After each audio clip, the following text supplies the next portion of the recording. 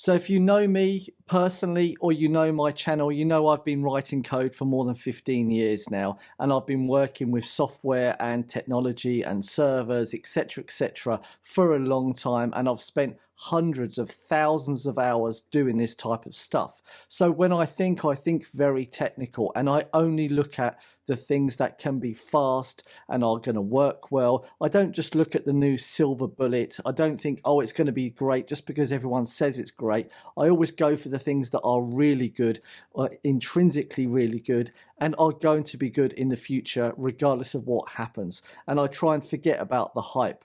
For that reason, in this video, we are going to be talking about Bitcoin, but we're also going to be talking about Solana. And we're not going to be talking about the technicalities of Solana because Solana in itself, it sells itself. So if you are interested or new to Bitcoin, cryptocurrencies, blockchain technology, and so on, and want to know which one is the fastest blockchain right now, it is Solana by a long way. And these are factual things. This is not subjective. You can go off and see that Solana is chasing down the likes of Visa, MasterCard to be faster than them, and to be able to do hundreds of thousands of transactions per second. And it is going to take a little bit of time, but Solana's the number of transactions per second that it can do, it just blows the mind of all other blockchains. All right, it absolutely destroys them all. Now Visa and MasterCard, they destroy Solana as well, but it's working towards making it to be that speed. So for that reason, this video is about Bitcoin, right? But it's also about Solana. And sometimes, you know, Bitcoin is an asset to invest in for long term. It's the legacy product. It's the thing that's always going to push the other markets. It's going to be dominant, right? But Solana is dominating the other coins right now. It's dominating the other networks. And Solana isn't built just to be an asset. Solana is built there to be a platform for the likes of finances, for decentralized finances, for gaming, and for loads of things that can keep up with the speed of the internet and how the likes of Web3 is going to be in the future. Now, we're not going to get into technicalities here. All I want to say is that we can look at the price of Bitcoin all day long, and we know the halving has just happened. So if you are new to Bitcoin or you are new to blockchain and you want to know which things I recommend for you to get invested into. Now, this is not financial advice, but what I'm saying is that if you wanted to pick the two fastest horses, right, in the race, then Solana is the fastest horse, but Bitcoin is the best horse, all right? So, but the two of them will go hand in hand nicely in the future, all right? So if you want strength, if you want growth, if you want technology, if you want quality behind it, then I would go for the Solana network, because the people invested their time in the background. They don't just come from some boy sat at the desk just building stuff. These guys come from the likes of people that have built CPUs to make CPUs or graphics cards become exceptionally strong. And we know today with the likes of NVIDIA and AMD and Intel and AI and so on, how important fast GPUs are today, especially with the likes of blockchain technology. So now, this is now my technical side.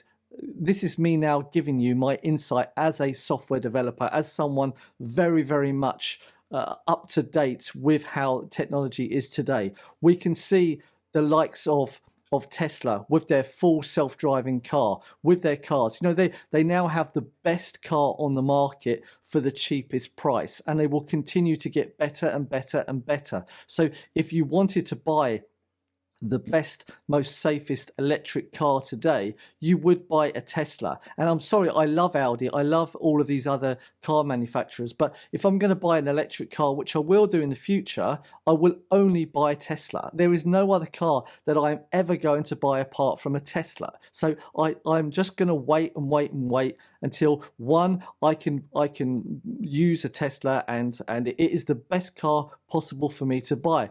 But it's still very much inside of its infancy, even though it's been there for a decade. But it needs another, say, another decade until they're properly everywhere, and you can recharge your car on every corner all the time, no problem, and drive across Europe all the time. So this is what I'm trying to say right now with Solana. Solana is in that phase still where Tesla was in the beginning, right? Everyone knew in the technical side of it that it is the fastest horse. Everyone knew that it was going to do well. Everyone knew that it would grow in the future. And this is exactly what Solana is. It just leaves all of the other horses behind, okay? So if you're interested in knowing why I'm invested into Solana, then maybe I'll make another video about it, what key things I think are great about it. However, this video is all about looking at whether or not there is going to be another massive breakout in Solana and Bitcoin, and can we see it coming right now? So if you are interested in digging a little bit deeper into what the prices look like in the past relative to today, then keep watching, right? But I do want to advise you that I am not a financial advisor. I am a software developer, right? And I am heavily invested into Bitcoin, and now heavily invested into Solana as well, and also some other coins too. But those other coins are just there as in just in case I've picked the wrong horse, right? But I'm heavily invested into Solana, and I only expect it to go higher, and I will incrementally keep investing into it all the time as well, because I believe in it, just like I believe in the likes of Tesla, SpaceX, and so on. So just to let you know that, you know, I do make all these videos, and I do have a full playlist of all Bitcoin price analysis videos here if you want to come over and check my channel out to see how I've spoken about each day of prior to the Bitcoin halving. Now the Bitcoin halving is gone, we need to think about where is the price going to go over this next, say, 4 years until the next halving. How much gains are there going to be, and when can you get into the market again if we do have another dip? And is it the right time right now to get in heavily, aggressively into Solana? This is my question. Is it the right time? I'm not telling you to do it. I'm just trying to answer the question right now. If you're not invested into Solana today, right, should you aggressively get into it today and then incrementally get into it in the future? So we know that Bitcoin's had its halving. We know it's going sideways. We know when we look at a couple of slides that I've made, this, first of all, first image is of Solana previously, right? And you can see that it made a high here, right? And it was down. So we can see the moving averages were down. The 200 was beneath the 300. The 5, the 15, and the 8 were above the 50, but below the 2 and the 300. So we saw that it was really down. But over a period of time, it managed to move back up again above to increase the averages. And this is a daily chart, so these daily candles. But then we can see it had this boom, and then suddenly it just got sold off, and it started moving back down again, right? But it had another, you know, there wasn't huge buying down here, but it had something that pushed it back up again. And we can see then with these blue candles, right, that's increased volume, right? And we see a blue candle here, which is increased volume, that it had a bit more of a surge above to push the 5, the 8, the 15 above the 50 and above the 200. And then we got rejected again a little bit, or was this just a small correction? Then it came back down again to have this big green candle. Now, this is the first big green candle. We saw a green candle here, but it got rejected and came back down again. So it tried on this one, just like it tried on this one too. And then the next one was huge, and then it had a massive amount of selling power here. So the question is, on this one, we saw there was selling power, bringing it back down again. But this one here, this green candle met some resistance, met some selling to bring it back down again. But let's just have a look how that played off, right? And we just go to the next slide, and you can see this is now another circumstance. So, sorry, this is the first circumstance of it, And this is now a second example of it. We'll look at the results of it later in the up and coming slides. So you can see here that it made a top once again, and we can see that we've got higher average prices. So the 5, the 8, and the 15 are above the 50, 50 is above the 200, 200 above the 300. So we've got increasing higher prices all the time. So we're not on a real downside, but we are moving incrementally up on a nice slope, not an exponential slope, but just a nice growing slope. So we had a bit of a buy here, but not green candles, just blue candles, then some grey. So no real conviction about it. There wasn't lots of volume pushing it higher, and then we saw some maroon candles pulling it down again, and it just pulled it down nice and slowly over time until we saw a purple candle. It was a bit of more of increased volume, but it didn't take much volume to get it to go back up again. Look, a grey candle is not lots of volume to push it back up again. Didn't meet really any resistance there either with just a maroon candle. And then we saw a green candle could go even further until we saw a maroon candle bring it back down again, purple candle. And so you can see here, there isn't lots of volume in this whatsoever. It's just nicely moving up. So people are getting into it very, very slowly. The price isn't gapping up really quickly, but it's just moving up. But then we start to see this maroon selling off very, very slowly as well, but it's respecting the 50 EMA. So let's now go over to our first example again. We saw that big buy and we saw it coming down again, and we saw this green candle, and now as you can see here, it started to get this power, right? The blue candles, a bit of a sell-off, come back down again, and then we get a green candle, and then we see off we go to the races, right? And it goes up. So we can see all it needs is that one spark, and everyone's on it. And this area of liquidity just pushed straight through, and it just left it, all right? So, but that went from like $16, €16, up to over €30 in the space of a couple of weeks in October, right? Let's have a look at the next one. And we can see once again, it had an increasing movement going up. And this comes to March of this 1 year. Okay, that was all due to the ETFs and so on. But we see this push up. So we need these blue candles. We need this push first of all. And then we had a sell off, but then we saw the push again and push again. So this is what we are looking for, right? We're looking for this push, these blue or real dark green candles, okay? And we don't see any green candles here. There's one green candle down here, but we need to see blue. But we don't want to see these real incredibly big candles. We want to see these size candles consistently moving up all the time. So now this is then Solana. This is now Solana today, all right? This is how it looks to the present. We've had this up and we've had it come down again. So it met this top at 180, 185 euros, and it's come back down again. And we've seen this purple. So there was a little bit of a sell-off at the bottom, but we see there's not great a volume here. It's grey, the greyish candle, so it's a little bit higher than no volume. But now we've got this green candle today, all right? We haven't finished today. So what we really need to see is like a blue candle, and then boom, push through. We don't want to see a green candle because that would call for like a retracement. We want to see good, maybe even another couple of grey candles here ready for that push through like we saw here and like we saw here, right? To get this really to pump over to 200 euros or even higher. Oh, it's like $210 or something. So now let's look at Bitcoin, right? Bitcoin, this goes back to 2021, right? When it dropped down. And we saw that it came up and came back down to this one line, right? But then lost it.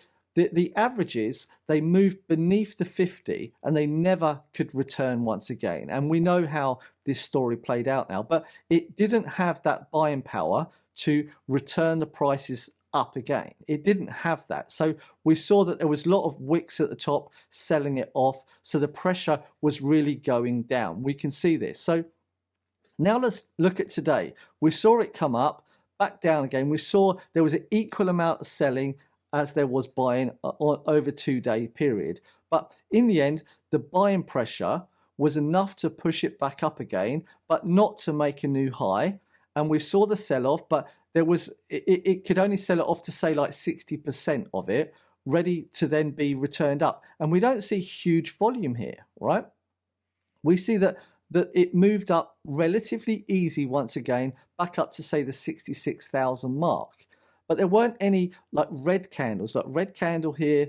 There was purple, which is less than the volume of a red. So we see there is a sell-off, but we see once again that we've got just grey candles and green candles here right now. So, but none of the prices have really gone below the 50. So we are either expecting this to push through now with conviction, right? Maybe today, if we see, we want at least a grey candle today to show a little bit more volume. And then tomorrow we need to see another grey candle. But to get through this area, I'd expect we need a green candle to push straight through.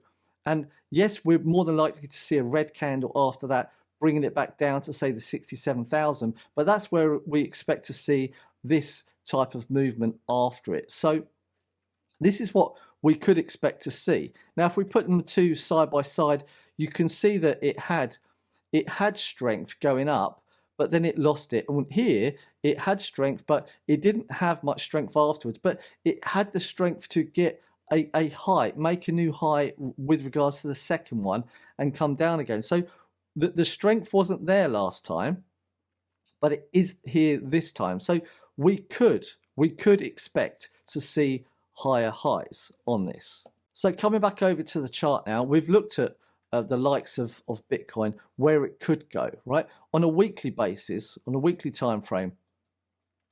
This morning when I started looking at it, the candle was a little bit better than this, but we can see that the price of Bitcoin has been sold off over the week, right? And on the final 20 hours or now approximately, we're on the final day of this week, and we've seen the prices push down to 56,000 approximately, and then push back up again. So I would assume that if we can get a very, very small candle body here, that must show strength, that the buying power outweighed the selling power, because there wasn't really, the buying wasn't very strong in the beginning of the week, but it was strong to the end of the week.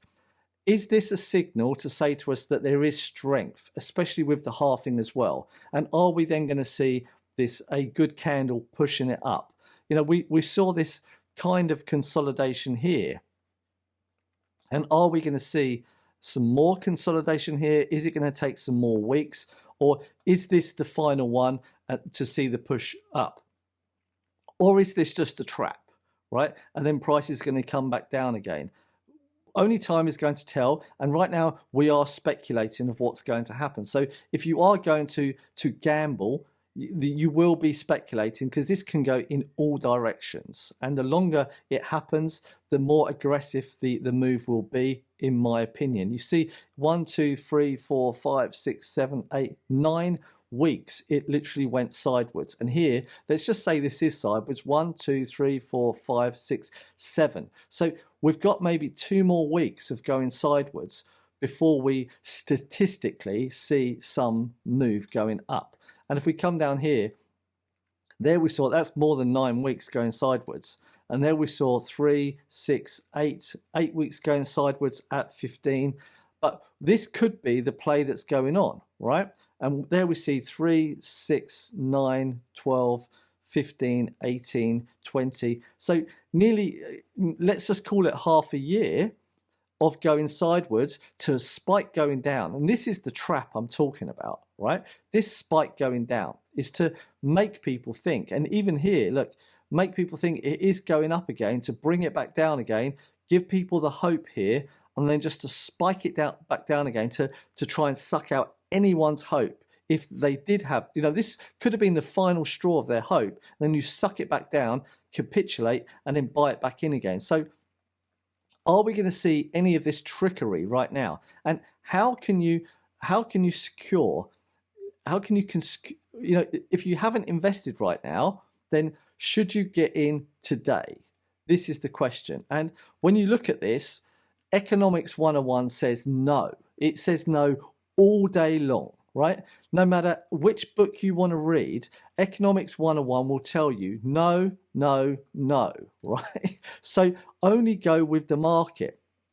And the market is the master. Now, if we do have this euphoria, this idiocy with the fiscal policy that they have, with just spending money or creating debt continuously, right? Then yes, of course, we would expect the prices to go up, because the market tends to if so much money is just going to be keeping produced, then the prices are going to inflate, because they are inflating the amount of money in the system. So it's got to go up, because the price of everything else has to be relative to the amount of money in the system. Now, if they start removing money from the financial system, then we would expect the price of everything to go down again, because they're trying to deflate the prices. But if more and more people, they don't have any trust in the fiat currencies today, then we could expect them to be hedging their money, they're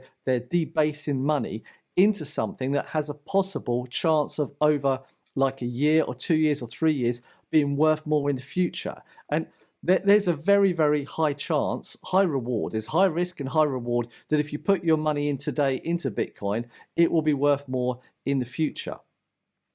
Now, but how much growth can you get out of Solana? This is the question. This is what we're talking about right now, is that if you put, say, let's just say 14,000 euros in right now, you'll get lots of Solana. And I'm guessing that if that goes up over time, then it'll be a win-win if this goes to 300, 400, 500. And if this matches Ethereum, which I don't even have on here because I don't care about it, then obviously you're going to be well in the money. All right. Now, if we do see another dump to lower prices with Solana, I'll just buy more. That'll be it.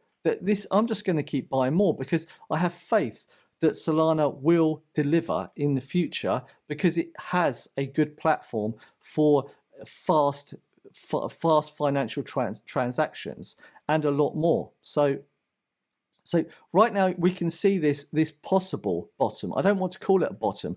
I see this possible bottom. Now, we will only know if it is a bottom if it makes a higher prices, right? Now, if it comes to this area like 162 and gets rejected and then comes back down again, then we could see that this was a accumulation period or a distribution area to see lower prices once again. So we can see some trickery going on. And when I say that, I mean up here, this was a distribution area. And so if we then start seeing a distribution area here once again, then we should expect lower prices. But with all of the sentiment in Bitcoin, you have to ask yourself the question is, are we seeing a distribution area here right now in Bitcoin? And are we expecting to see lower prices once again down here? And if we see, is this going to come down in small increments, in small steps, or is it going to come down in one fast step? Now, if this is the downward case, and Solana is also coming down as well to, let's say back down to 96, and then if it even comes down, because we know that Solana's going to come down fast, if it is going to come down fast, and we could expect maybe prices to come down to here. They're kind of the steps back down to, say, the $50. Now that would we know, I'm going to repeat myself, we know that Solana will come down faster than what Bitcoin comes down, because that is just the nature of the altcoins, right?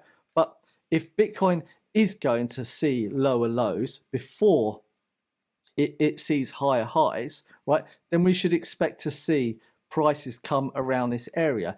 Does this mean to say that it's unhealthy? No. If anything, in my opinion, this makes it healthier. This makes it a bigger movement up, because it gains momentum. And some of these big investors, they want to see lower prices because they want to see more returns in the future. I know it's not a nice thing to hear if you have bought into Bitcoin here right now, to see, like, say, a quarter of your money just be thrown away. But what you should see is that there's a possibility for lower prices. If you are a bull, right? Bulls want to see higher prices all the time. And that means that you want to proactively buy Bitcoin at higher prices. That is the reverse of economics. You want to be a bear. You want to be a bear seeing lower prices so you can buy it at lower prices and then sell it at higher prices to the bulls. Do you understand? So you shouldn't be. You should be actively a bear because you want to get into the market lower at lower prices all the time, right? But you want to know that you can sell whatever you buy at a profit. Now, a bear that doesn't want profit just wants to make other people lose their money. That's not a bear. That's another word, right? A bear is someone who wants to get it at a lower price so they can profit from it on a long-term basis. Whereas bulls are just euphoric. They see red, they see mist and so on, and they just go mad at the first possible thing, right? A bear will hibernate for a long time. It will eat food for months and months and months, and then it will have its children, and it will make a hole in itself, and then over the course of the winter, it will lose all of its weight and it will lose all of its strength to then have its bears as children ready to come out again to then start feeding. And in that time, when it comes out after hibernation, the bear needs to find food quickly, right? To give for himself, to make the bears, the cubs can get their food and survive. So a bear is all about patience and waiting and getting in at the right time. So you come out when you are at the final point. So this is the mentality that you need to have, is buy in when it goes down and don't be scared to sit and wait. There's many people out there, Warren Buffett, Charlie Munger, that say the art of making money is the people who have patience and who wait, right? The people that want to get into the market straight away and want to get out the market straight away are the people that lose money predominantly, right? You need to know the market, you need to see the market, and you need to understand what the bigger picture is. And there are other people out there who know the market extremely well, and they know how to legally manipulate. I said legally manipulate the market to force prices down so they can flush anyone out that's weak, ready for them to buy it all back in again cheaper, to then push the market up so high that these people jump back in with fear of missing out. So right now we are sat directly nearly in the middle of this one range. And so if the prices boom up and you haven't bought in, you will be on the fear of missing out train, let's call it. If they suck prices back down again, then you will be on the bear train, right? And you want to get onto Bitcoin right now. If it does suck the price back down to here, don't be scared. This is when you should be like thinking, wait a minute, should I start be buying right now, right? And just wait and wait and wait until the price consolidates. It goes sideways once again. And then we're looking for, if this does happen, we're looking for that final, let's go back to the beginning again. We're looking for that final boom down. This is the one we're looking at, right? The final boom down and here. But that's searching for the bottom. And this is speculation. So when we do see the bottom and the whole world is in fear, extreme fear, there's FUD everywhere and everyone's panicking, that is the time to start buying Bitcoin, right? And you know, I've had to learn this lesson the hard way, unfortunately, but some of the top investors in the world, or in history, should we say, have also learned it the hard way, but they've persisted, they haven't given up, and they got in at the right time. So this video is all about knowing which horse is the one to put your money behind, the fastest horses. And I watch many channels, and I am using their sentences here because I've learnt from them, and I think they will be very happy to know that I've learnt from them. And you know, it's all about buying in when there is blood on the streets. Always picking the fastest horses, always searching for the alpha, right? This is the terminology we're looking for. And right now, this is all of the bulls are, if you're buying right now, you're stood next to all of the bears, right, what that are waiting to pick up the price down here, all right? So they are laughing at you.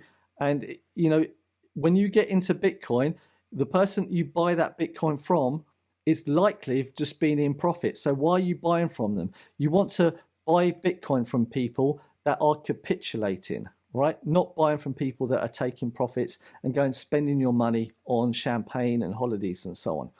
With that said, what are my thoughts on Solana and Bitcoin, etc.? Well, I've just said it basically. I've just told you that I will keep buying into Solana, and I bought into some more Solana today. I'm just putting my money in on a dollar cost averaging basis, which means that as far as I'm concerned, if the price of Solana is around 120, 130, I don't really care. I'm just going to keep buying it. Just going to keep buying it all the time, because the bag that I have of Bitcoin, it's enough right now. And if I can get some more over the coming weeks and maybe coming months, if the price goes cheaper, then I'm happy. But I'm hedging my bets with Solana, right? Because if I can't get my money into Bitcoin because the price doesn't go down, I know that Solana is still at a very, very good price. And right now, it's, in my opinion, Solana is at a €59 discount, right? So it's got a 25% discount off already. So even if I put my money into this, if it goes back up to 200, well, I've already made lots of money on it, and I could take that money out and I can put that money into Bitcoin at any price, because I don't care, because it was free money, all right? So this is the way that you've got to think, is that Solana right now is going to go to 200. It is going to go to 250. It is going to go to 300. So if you put the money today into Solana, and when it does go to that, take it out and put it into Bitcoin at any price, or just dollar cost average in any price, right? Then you'll have more Bitcoin. But if you then keep on putting into Solana all the time, over at one point you will have enough money to buy just Bitcoin and don't care about it, because the profits from Solana can just keep moving over. And you know, you shouldn't always be in one asset. You should be moving them backwards and forwards. Now, right now, I'm putting my money into Tesla every single day. Every single day I see it going down, I'm buying a little bit of Tesla all the time. And Apple is going down as well. And Intel is going down as well. And AMD is nearly at a point where it's buyable. Nvidia, I believe it went down 14% actually. I seen the last video, it went down 10%, went down 14%. Facebook and or Meta and Microsoft are still up, but there's concerns right now that people are saying, what are we going to do with all of this AI hardware, and what are you actually going to do with it? Show us some use cases of it, and how is the world going to benefit from this in your way that you're doing it? So it looks like right now that the AI bubble is, I wouldn't say it's bursting, it's just not getting any more gas being pumped in, because it's sucking down the S&P 500. Look, the likes of the Magnificent Seven that are all focused solely on AI are sucking down the S&P 500 right now.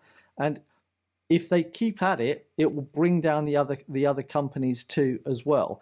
And it will make the other people in the world start panicking about it, and we will see even more lower prices. So it's a snowball effect. So at one point, when the big tech companies start laying off, this will bring it down even further, and we'll see that the Feds, the central banks, having to lower their interest rates. Now, if Europe lowers their interest rates first, and the Bank of England lowers their interest rates, and possibly the other banks around the world lower their interest rates, it's going to force the Federal Reserve in America to lower theirs too. They're going to have to follow suit. They've learned over the past 20 years that they have to do it together. That's why they meet all the time. 11 times a year, they all meet together to talk about these things. So we need to have this in our head all the time, is where are these things going? And the only way that they can stop inflation, right, is if the likes of oil prices go down. Oil, the Federal Reserves, the central banks, they don't control inflation. Inflation comes by the cost of oil and the cost of transporting XYZ over to another country, and the cost of earnings, the cost of the salaries and so on. This is what is about inflation, and how much it costs to borrow money. That's where inflation comes from. But if oil is expensive in the beginning, then it will make everything else expensive. If oil gets cheaper, it makes everything else cheaper. So you can just look at oil, and that's it. And we know who runs oil. We know it's OPEC and all sorts of other countries. And what do we have in the news right now? We have information about conflicts between countries that have lots of oil. So we can see where the tensions are right now, because they know, those countries know they can manipulate the rest of the world very, very easily just by raising the oil prices just a tiny little bit. And it costs them a lot of money to have to protect these other nations from having any problems. So anyway, with that said, I've gone enough into this now, and I just wanted to say, yeah, this is my plan. And you know, I make the Bitcoin price analysis videos, but that's because Bitcoin is the dominant thing in the market. It's the dominant thing in the news. But you have to remember that there is Solana stood next to Bitcoin, right? And they are both as strong as one another.